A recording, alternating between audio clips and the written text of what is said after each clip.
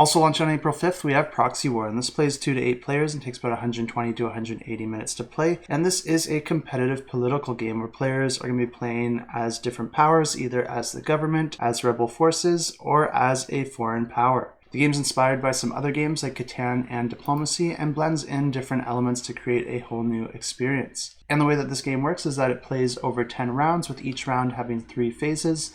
There's the Gather Resources phase, the Negotiation and Alliance, and then the Action phase. For the Gather Resources phase, players are going to collect resource cards from the tiles that they control out on the board. And then we have the Negotiation phase, where players are going to work with their allies and enemies to reach their goals, and players will be allowed to trade resources and decide if they want to build factories together. And then during the action phase, players will be able to take turns performing the different actions that are available to them. And these different actions are to build, move, support, or bombard. Depending on the type of superpower that you're playing as, you're actually going to have a different endgame objective that will trigger you winning the game. If you're playing as the rebels or the government, then your goal is to try and eliminate the other. Or if you're playing as a foreign power, then your goal is to try and exploit the war and gain 10 victory points before the other players trigger their condition. The first player that does this wins the game, but if you're playing with a higher player count, then you'll actually have 2 winners in this game.